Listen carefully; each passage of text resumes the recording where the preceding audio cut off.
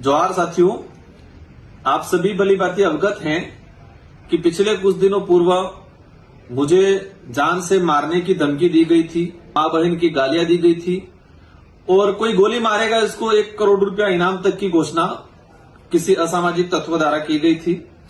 इसमें सभी साथी आज कल से मुझे कॉल कर रहे हैं कि इसमें क्या हुआ क्या नहीं हुआ। पुलिस प्रशासन ने इस आईडी को ट्रेस किया और उस आईडी को ट्रेस करने के बाद उस व्यक्ति तक पहुंचे और वो व्यक्ति चंद्रवीर सिंह करके गढ़ी विधानसभा क्षेत्र के अंदर बाईकागढ़ा जो ग्राम पंचायत है वहां का निकला। और जो मैंने और प्रशासन का हमारा जो शुरुआती दृष्टिकोण था कि कोई मतलब जवान आदमी या कहे कि इस तरह का कोई लड़का इस तरह का कोई होगा, लेकिन इस घटना में जो गिरफ्तार हुआ है चंद्रवीर सिंह 65 साल की उम्र का व्यक्ति है। जो मेरी बात करें तो दादाजी की उम्र का व्यक्ति है और प्रशासन के अधिकारियों से मेरी बात हुई है कि जिस तरीके से उसने लिखा था, उसने आप सभी भली भांति जानते हैं कि अपने इलाके के अंदर कौन नेता कौन सी पार्टी किस तरीके पे हमारे पे झूठे आरोप लगाती है, उसी वे में उसने जैसे कि कहा कि क्रिश्चियन है, ये अमेरिका मतलब बाहरी तत्व है, मां बहन की गालियां दी और अंत में उनको मुझे मारने की और सुपारी देने तक की बात की। तो आप सभी भली बातें हैं कि इस तरह की बातें कौन सी पार्टी और कौन से नेता बोलते हैं। मैं इन चीजों पे इनका नाम नहीं लेना चाहूंगा। अगर यही बात इसी तरह का किसी भाजपा के नेता सत्ताधारी जो लोग हैं इनके लिए किसी ने कुछ बोला हो तो ये नंगा नाच करते पूरे उदयपुर संभाग में। आप सभी भली बातें जानते, पहले भी हुआ था, एक व्यक्ति के द्वारा कहा गया था कि वाड़ियां उठा देंगे। चुनावी माहौल में कहते वाड़ियां उठाना कोई धमकी नहीं होती है। मैंने खुद ने कहा था कि रगड़ा मतलब पॉलिटिकली वैचारिक रूप से रगड़ा निकाले, ऐसे कमेंट पे भी मुकदमा दर्ज करके गिरफ्तार किया था। तो ये जो मामला है एक अलग टाइप का मामला है, संदिग्ध मामला है।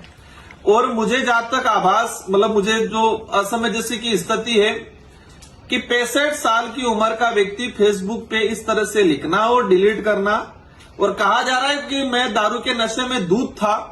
मैंने क्या लिखा मुझे नहीं पता है और मैं उनको जानता भी नहीं हूं। मतलब मुझे जानता नहीं है तो मेरे बारे में आकलन कैसे किया इस तरह से ये। और जहां तक हमें जो अज्ञात सूत्रों से पता चला है कि ये व्यक्ति अकेला नहीं था, उस व्यक्ति के साथ 3-4 लोग और बैठे हुए थे, पार्टी कर रहे थे। उसमें कुछ पॉलिटिकली लोग घराने से भी लोग हैं। कुछ ये भी आया है कि कोई पुलिस प्रशासन का भी व्यक्ति है जिसका इसके अंदर इन्वॉल्वेशन है या उसका मोटिवेशन है, उसको कहे कि मतलब चढ़ाने का काम या उसको उकसाने का काम भी ऐसे लोगों ने किया है। तो पुलिस प्रशासन के अधिकारियों से मेरा अनुरोध है कि उस व्यक्ति को गिरफ्तार करके खानापूर्ति नहीं करें। ये व्यक्ति कमेंट किया, मेरी जो कहे कि मैंने जो प्रेस कॉन्फ्रेंस की थी 7 तारीख को, प्रेस कॉन्फ्रेंस मैंने सुबह 11 बजे की थी, 11 साढ़े 11 बजे। अगर प्रेस कॉन्फ्रेंस के दौरान ही इसने ट्वीट किया है तो आप सभी जानते हैं कि सुबह 11 बजे 65 साल की उम्र वाला व्यक्ति कैसे बिल्कुल शराब के नशे में धुन हो सकता है। हम समझते हैं कि कोई भी व्यक्ति शराब पीता है तो वो दोपहर के बाद जो स्थिति बनती है शाम को या रात को लिख सकता है, हम समझ सकते हैं। तो प्रशासन स्पष्ट करे कि इस व्यक्ति ने किस टाइम पे लिखा, किस जगह पे बैठ के लिखा और उस जगह की सीडीआर उस जगह का कहे कि सारी लोकेशन ट्रेस करे कि उस जगह पर कौन कौन अन्य लोग थे, उसके साथ कौन कौन बैठे थे और उस व्यक्ति का मोबाइल नंबर, कॉल लोकेशन निकाले, कॉल डिटेल सारी निकाले कि उस व्यक्ति का संपर्क किस किस लोगों से है और पिछले उस दिन और उस पिछले 2 दिनों में उस व्यक्ति ने किस किस नेता किस किस अधिकारियों से संपर्क किया था। किसी के भी गले नहीं उतर रही है कि 65 साल का व्यक्ति अकेला बैठ के इस तरह से लिखे, ये कहीं भी किसी के गले नहीं उतरती है। इसके साथ कौन लोग बैठे थे वो तो पट्टी पढ़ाया होगा। अगर उसने लिख भी दिया था तो 65 साल का आदमी अचानक यहां से भाग के सुनने में आया कि मध्य प्रदेश मुंबई की तरफ चला गया। तो मेरा जहां तक मानना है वो भागा नहीं, उसको भगाया गया और भगाने वाले वो लोग थे जिसको इसको उकसाने वाले थे, उसके साथ में बैठ के लिखने वाले या खुद लिखने वाले या लिखाने वाले लोग थे। ऐसे लोगों की भी गहनता से जांच होनी चाहिए। अगर इस व्यक्ति अकेले को खानापूर्ति करके आप इसको मैं तो कहता हूं दादाजी क्या उम्र है, मुझे भी मतलब कहे कि दया टाइप, लेकिन इस व्यक्ति के पीछे कौन चेहरे हैं, किसका हाथ था, ये जानने की जरूरत है।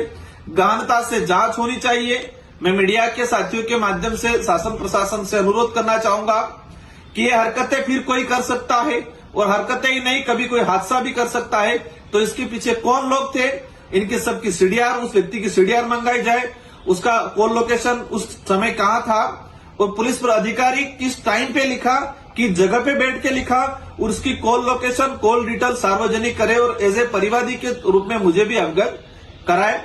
और बाकी क्षेत्र के सारे युवा साथियों से मेरा अनुरोध है, और अनुरोध से पहले मैं आपको धन्यवाद देना चाहता हूं कि मैंने आप सबसे अपील की थी कि हमें शांतिपूर्वक तरीके से, प्रशासन इसमें काम कर रहा था और अभी तक प्रशासन ने इसमें काम किया है। प्रशासन ने, मैं ही नहीं कह रहा हूं प्रशासन गलत है, लेकिन प्रशासन से मेरा अनुरोध है कि किसी के भी दबाव में आए बिना निष्पक्ष तरीके से इसकी जांच हो, इसके पीछे कौन लोग है उसकी पहचान हो, और उनको भी सजा हो, क्योंकि ये बचेंगे कल उठा के कोई और बात होगी, कभी कोई हादसा भी करा सकते हैं। इसलिए इनकी तह तक जाए। ऐसे यहां तक सुनने में आ रहा है बांसवाड़ा जिले के अंदर 2017 में कुछ दंगे हुए थे, हिंदू मुस्लिम के दंगे कराए थे। कुछ ऐसे पुलिसकर्मी थे जिन्होंने जानबूझकर माहौल क्रिएट किया था, वहां कुछ गलत चीजें, विस्फोटक चीजें रखवाई थी, कुछ आपस में समुदाय में भिड़ाया था, अपना वो कहते हैं गैलेंट्री प्रमोशन लेने के लिए, प्रमोशन के चक्कर में इस तरह से। तो ऐसे लोग भी इसमें सम्मिलित है, ऐसी जानकारी आई है। तो अधिकारियों से मेरा अनुरोध है कि इनकी गहनता से जांच हो और कार्रवाई करें, निष्पक्ष रूप से किसी के दबाव में नहीं आए। और सारे युवा साथियों से भी मेरा अनुरोध है कि सभी शांतिपूर्वक शांति बनाए रखें। हम प्रशासन से अनुरोध करके प्रशासन पे दबाव बना के इसकी गहनता से जांच करा रहे हैं। आप सभी को धन्यवाद, आभार, जोहार।